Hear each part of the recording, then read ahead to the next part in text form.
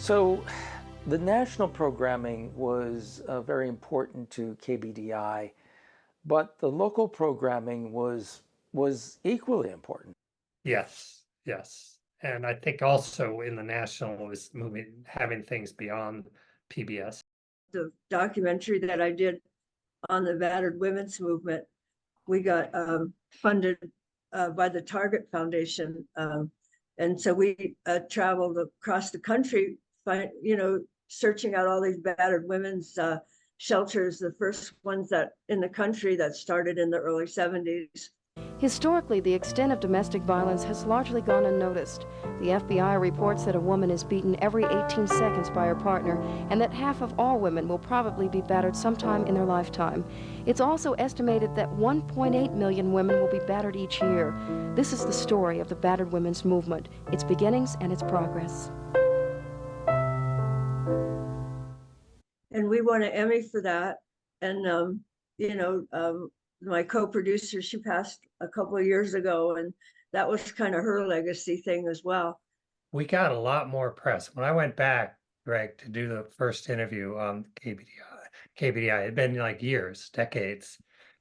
And Pat had kept all these program guides and press clippings. And we got a lot of press, it seems like. I mean, we got notice for stuff we were doing, partly because nobody else was, we were like a quirky story about what's going on at KBDI. And sometimes like a lot of praise for having the courage to do something that nobody else was doing.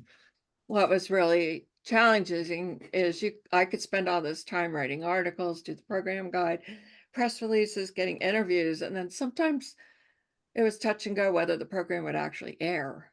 But it was we did not lack for getting coverage from Dusty Saunders and Rocky Mountain News, Clark Seacrest at the Post, Joanne Ostro at the Post. So it was actually pretty surprising when I looked back on it. So anyhow, so good job, Pat. You were sharing audience with KRMA. Track Media would attest to that our viewing audience and our membership audience was largely a typical public television audience. It wasn't as if we built a core alternative base. I think you had folks that were either members of both stations, or a lot more were members of KRMA, or ones that might have been members one year and then the next year were on the other station. That would be, at least from Track's kind of analysis, and it makes sense to me that we had, for all of our differences, we relied on a core, some of the key fundraising programs, especially, but even some of the other programs, nature and those things that we ran were the key ones that built the audience base. And then we would kind of, I mean, there were some exceptions, but that we didn't really, I don't know if succeed or not, but the reality was that we could not exist totally separate from the PBS core. I want to come back to programming. Your guest star appearance as a clueless homeowner who had too many electrical appliances. That's the one that won the Emmy, though. Is it? That's the show. Yeah, you won an Emmy, Ted. Oh my God. I should have put that on my resume. You could have. I recorded a poetry reading of Allen Ginsberg. You remember that, Ted? Well, I may even have it. I've got some different things on DVDs and half inch, and one of them says Allen Ginsberg poetry. Yeah. So I remember this so well because he comes in and he takes one look at me and he says, I need to talk to Ted. And so he goes and talks to you, and I don't know what happened, but then he came back and you told me later he didn't want a young woman directing this who didn't know what she was doing. And that you convinced him that it would be okay. So, but it really wasn't okay because, I mean, it ended up looking very interesting. I think he liked it, but the engineer Dale didn't show up. And in those days, you always had to gen lock the cameras so that they all had the right color. And so we had these two cameras, and one was orange and one was green. And Dale never showed up to make them the right color. So some of the shots were orange and some were green. And it's like, okay, I don't know how to do this. I don't know how to fix a camera. And Allen Ginsberg thought it was really cool. But I showed him. Now he Oh, did, and this would have been a little bit later, but I yeah. always wanted to find the tape.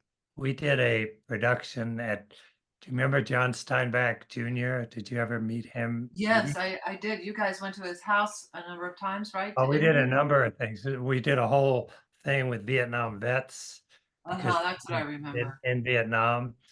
But this was a shoot where he and Ram Dass was actually interviewing Ginsburg more than the other way around. But it was like a 2-hour interview shot in John Steinbeck's house. I think Chris Anderson was directing, and it Huh. was fascinating. I mean, Ram Dass was he was like Johnny Carson. I mean, just very kind of glib Interesting. in a good way. Uh-huh. And but I could never find it. But I didn't know if anybody here had I worked want on to that. take a step back because I think there's something we missed. And that is when you were applying to become the general manager, you took a personality test. Yes. Well, one of our board members was the head of a local, I think it might have been Sinclair, but head of a local chain of kind of those urban newspapers around Colorado. And very smart guy, very kind of dapper, very witty, sharp, and was like a longtime board member at KBDI. And so as part of the application process, I went down to his offices and they had a personality test I had to take. And what he said is, it's a great test. I took it. So I can vouch for it. And so I took it, and I mean, apparently I passed. I did okay. But a few years later, when I was manager, Westward, the alternative newspaper in Denver, had a big cover story with this guy on the cover who apparently, well, not apparently, but he did as a college student come home one day and basically killed his family, shot his parents and I think his sister, and then spent 7 Oh, years in goodness. pediatric rehabilitation and sort of reinvented himself and came out to Colorado and had sort of this dark, deep secret in his past that ultimately got revealed. So he obviously knew something about personality tests, but it was Another thing that I don't want to skip over is the physical plant for KBDI. You moved around a lot. So talk about the moves. yeah, I at one point called us homeless. But so I spoke about moving from Lafayette to Broomfield, which we went on the air, so not as big a deal, but we had to be line of sight to Squaw Mountain. And we set up shop there, and it worked. It was pretty funky, and but as a place it worked. I had hired as development director a wonderful guy, Winston Laszlo, came from the film festival and was very much of a Denver-based person. And he was adamant that we needed to be in Denver. So he made successful pitch and he found a building right in downtown Denver, right on Stout Street, right in the middle of Denver. And these developers, real estate developers, who essentially, I think we were on the 3rd floor, 4th floor, and they essentially retrofitted the whole floor for us. And it was a rent that we could afford, and so it was a big deal. We moved out of Broomfield, moved right into the heart of Denver, and we felt like we had finally had a more of an established home. But there was a rough real estate market in Denver, and the building basically went bankrupt, and so we lost the lease. You were evicted? Well, yeah, the building was taken over by, yeah, we had to move out in a very short time period. And I think we were there a couple of years, a year or two. And so we had to find this place, and we found think it used to be like an old grocery store, big building, warehouse type building, but more like a little more still kind of abandoned building on Federal Boulevard, which actually I liked till I was in the kind of Latino part of town, and it had some very cool restaurants and easy for me to commute to from Louisville. But it was kind of funky place, and we settled there. And then we hooked up with the foundation, the P-Town Foundation in Denver. And they had a building, used to be a bakery in the Five Points area of Denver. And Five Points is the historically Black section of Denver, has a really rich history, kind of a lot of jazz music and just a rich history in the Black community in Denver. And so they funded the rehab of the building, and we moved in there with KUVO, Hispanic radio, and kind of that's where it is today. And it was actually a good location. Yeah, I think some people were afraid, we're going to be in an unsafe part of Denver, and it was not. We had, our nighttime pledges and everything, and it was a great, it was a great place to be. But that transition, moving a facility for the third time, was it just took a lot. So you mentioned Kuvo. Did you ever look at merging with Kuvo? Because now it's with Rocky Mountain PBS, but did you ever look at merging when you and Kuvo were in the same building? No, I mean, Flo and I got along well. And we talked, we did, we weren't really, I don't know if either one of us were necessarily the best partner, because neither of us had a lot of resources to bring to the table. What we did do, and I had this notion of that public access would be a good partner. So we actually, I think I was an original kind of director, or sort of a hands-off, but we formed a partnership with the new kind of public access in Denver, and they moved into the third floor. So we had public access, Kuvo, and us. And I thought it would be much more of a kind of link to local.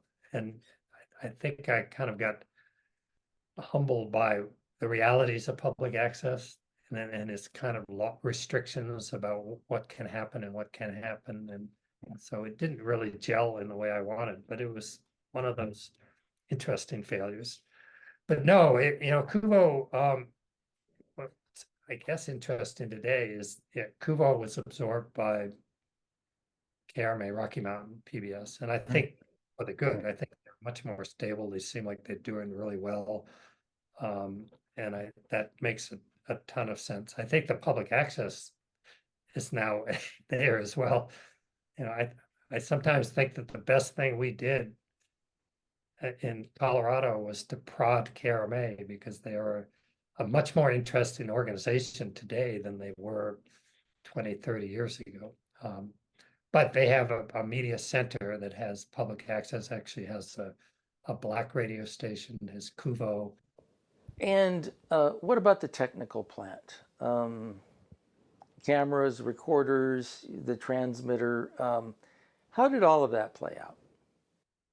Well, incrementally, and it was never going to be a leading edge technology wise. I mean, it was not a lot of funding. If we got PTFP, actually, I think we might have been one of the few stations to get originally PTFP funding for half-inch decks, but it was a slog. I mean, our transmitter was actually a 30-year-old transmitter from the Midwest somewhere that was donated as long as we picked it up, got reassembled. And so it was, in the early days, it was very much just kind of, Scotch tape stuff together and using, pretty much used equipment and things.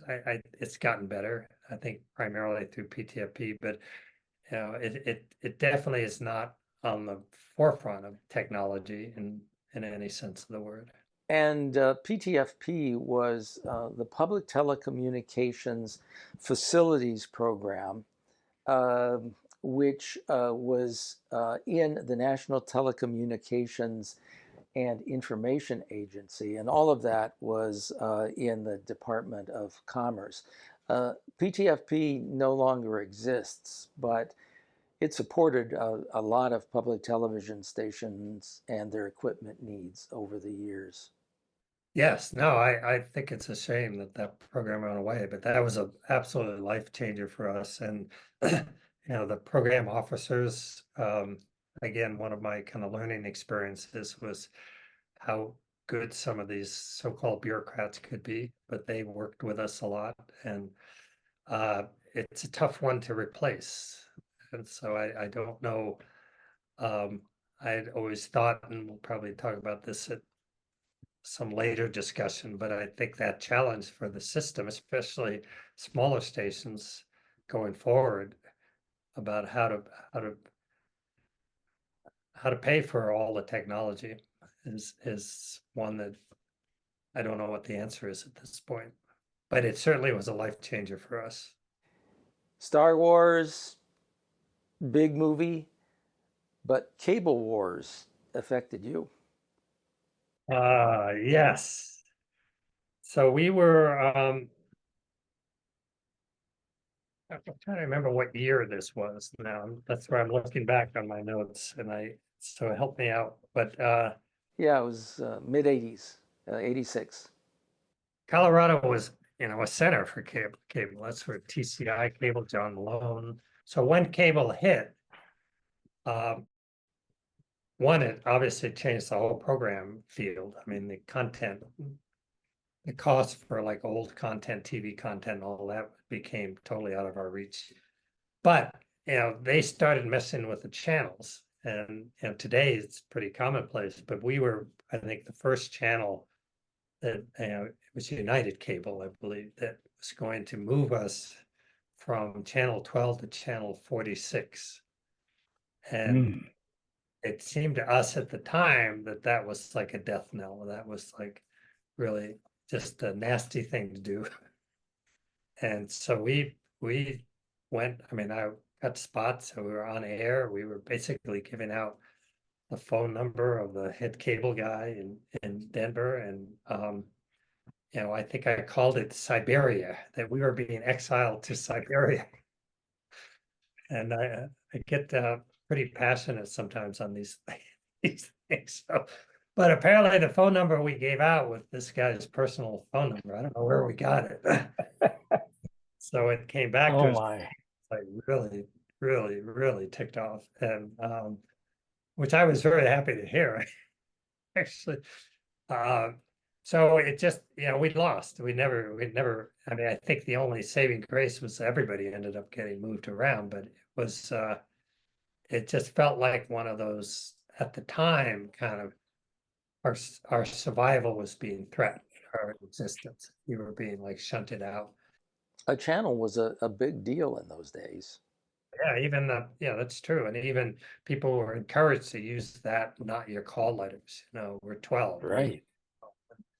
all of that. So to have that be we're 12, but you find us on 46 was that was not a good thing. And I think we basically survived it. I mean, we didn't have serious negative repercussions, but we were working probably at a I think what happened maybe is that today everybody, this is common now, right? I mean, I still have to sometimes screw around to find out where the broadcast channels are. I mean, they're all together, Yeah. but how to find them on different services and things. So it was probably the precursor of a world that's gotten even more kind of disaggregated. And probably today, if we'd known where we'd be today, it would be a totally different approach. The FCC didn't have control over cable the way they had and have control over broadcast stations. Yeah, no, there was no control. And as I said, when you look back on it, you say, well, it's kind of small potatoes considering the world we're in it today. But at the time, it was a big. You put up a really solid fight regarding the channel. Ultimately, you lost the position, but again, you put up a really good fight. They had a good op-ed and some cable bigwig. We had like dueling op-eds in the Denver Post, and I mean, we didn't. I mean, it was very visible, and we actually got a fair amount of support editorially for this. But the cable company was just absolutely. I always felt, and this was part of maybe evolution too, is there was always some struggle we had at KBDI. I mean, it was easy. It was, sometimes it was our own making, but other times it was just like feeling like we were dealing with these generally, non-carrying or hostile forces, whether it was the other public television station, the cable company, or landlord or something. It was it was that kind of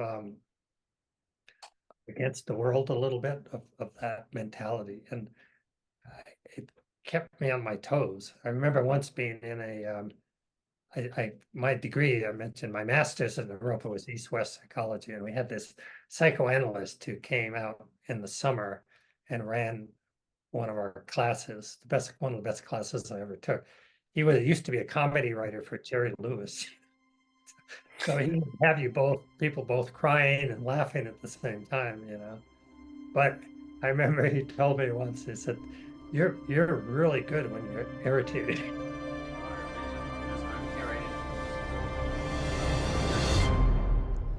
So Ted, you mentioned the fight with KRMA, the fight that went on there, and the cable wars fight.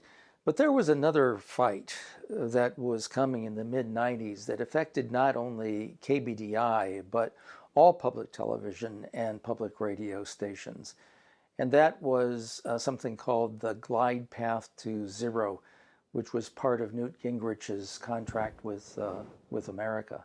A very serious threat at the time. And I think that was there was a phase, and this again was became a major CPB focus. But it was a very visible attempt to eliminate funding for public media. And at the time, the threat felt very real and very potentially like it would happen. So we were, I was part of a CPB task force. It was basically, that would have been the theme. What's the glide path to zero? What do you do? And what is going to happen to public media? And, it was one of those ones where, you had those folks, everybody had opinions about it, Doug Wise, Fred DeMarco, and we had good meals. We always ate at good restaurants. But it was just one of those times where you're kind of, when you think back on it, and in some way it's less than even what we're facing today, which is not just the potential political threat today being, 2024. People who watch this in the year 3000, but but today the threat is not just the political or the federal funding, it's the technology and the disaggregation of audiences. So in some way, the threat today, I think, is worse, but back then it was, it just felt very much right in front of our faces. Well, it did. But what was the plan? What was going to happen if we would have gone to zero? There were certainly the obvious things about the winnowing down, the larger stations becoming the focal points, the much more trimmed down system. I think that would have been essentially what would have had to happen, but it wasn't as if there was some big resolution that was going to be taken to the CPB board, or, and as it turned out, Would the threat didn't materialize. I mean, it didn't actually happen. would KBDI have survived? I don't know how, without the federal funding, survival and thriving, it would have been really a challenge, very, very definite challenge. Look at, we had a small budget that grew some, but it's still, 2-3 million a year. So I think it would have been a real challenge. But it would have been a challenge for all the small stations. It wouldn't just been it wasn't an overlap problem. I mean, the small TV, I think radio has, because they get less money from CPB, probably have been in a better position.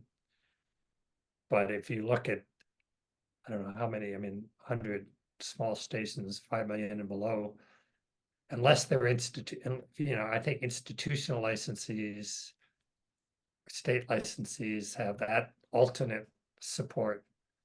But stations in smaller communities or stations as the secondary station without federal funding would be a major challenge to survive.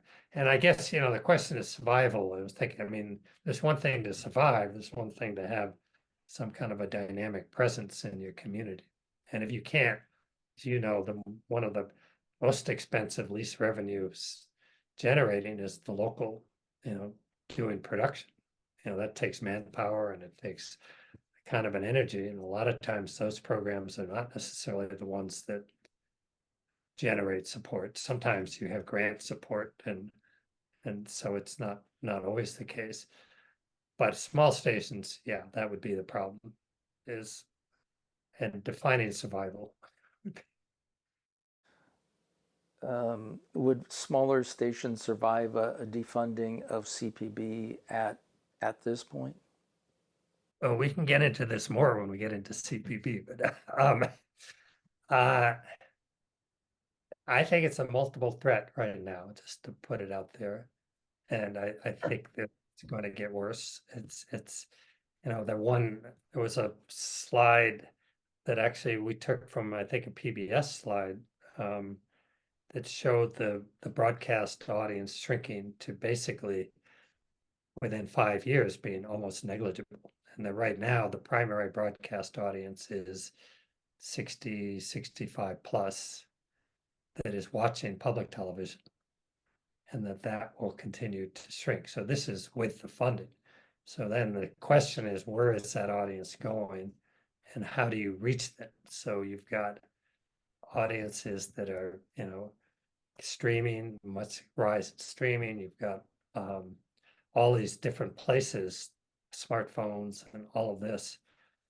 And I don't think there's been anything, unless I've missed it, that has risen to a level that is going to compensate for the loss of the broadcast audience. So there is a change in the business model that is inevitable regardless of the federal funding. And the question is, what will that look like? Radio has a similar challenge, but it's a little better positioned for it. But I don't know on the TV side. I did recently lead a few meetings just around this issue, and I can't say I came away from it more optimistic. A lot of smart people thinking about this, but it's not an easy answer. So, and if the federal funding went away, that would just exacerbate it. No, I don't think. If I were to take that guy, remember I talked about the nuclear war guy? Yes. There's a scenario without going back to the 1800s. Where public media would go back to like very humble roots. It wouldn't have a lot of money. It'd be very community based. It would be somewhat like when I listened to KGNU radio in Boulder and somewhere, but it'd be very cool station to listen to. But it would not have anything like the presence of, it would not have the large visibility. It would be a much smaller funded entity, more community based. This is Colorado's Emmy Award-winning public television station, KBDI TV, Channel 12, Channel 11 in Boulder, Channel 68 in Colorado Springs.